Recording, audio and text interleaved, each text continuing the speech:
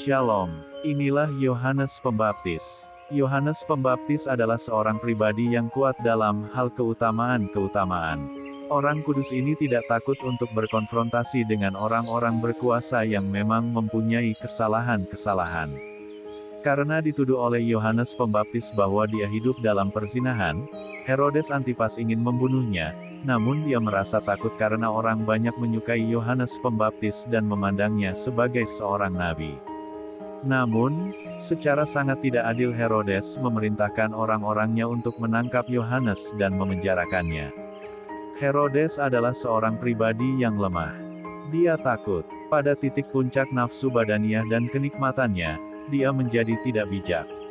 Ia menjanjikan kepada anak tirinya, anak perempuan dari Herodias, Salome, apa saja yang ia minta, dan hal ini ditegaskan dengan sumpahnya dan disaksikan oleh semua tamu undangan yang hadir. Hal inilah yang menjadi pemicu peristiwa pemenggalan kepala Yohanes Pembaptis. Yohanes Pembaptis berdiri tegak membela apa yang dipercayainya tanpa mempedulikan segala konsekuensinya. Herodes Antipas adalah bagaikan buluh yang digoyang ke kanan dan ke kiri oleh tiupan angin duniawi. Herodes membunuh Yohanes Pembaptis, karena kebenaran Yohanes Pembaptis. Herodes tidak mendengar suara hatinya dengan baik, dia lebih mendengar kata anak dan istrinya. Herodes, dalam diri kita mungkin tidak pernah membunuh secara fisik tetapi dengan kata-kata, sikap dan perbuatan kita telah membunuh karakter sesama kita. Lebih menyakitkan daripada sebilah pisau tajam yang mematikan dalam sekejap tanpa sakit yang berkepanjangan.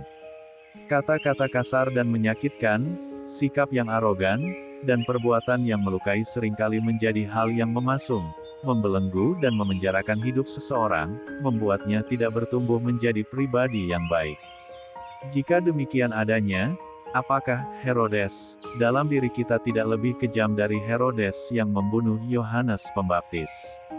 Injil hari ini Matius bab 14 ayat 1-12, mengajak kita untuk menjadi pribadi yang hening dalam mendengar suara hati, agar apapun sikap, kata dan perbuatan kita tidak bertentangan dengan cinta kasih.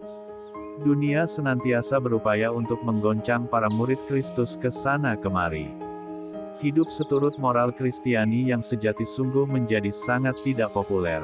Sebaliknya lah moralitas kenyamanan serta kenikmatan yang baru. Hanya yang kuatlah yang akan bertahan hidup seturut ajaran-ajaran Kristus.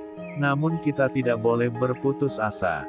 Walaupun kita menyadari bahwa kita sebenarnya manusia lemah, kita dapat menjadi kuat dengan kekuatan Kristus dan kuat kuasa Roh Kudus.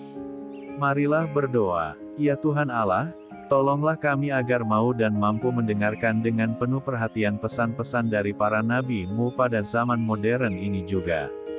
Janganlah biarkan kami diombang-ambing oleh tiupan angin dunia ini. Amin. Tuhan Yesus memberkati. RHPE Channel.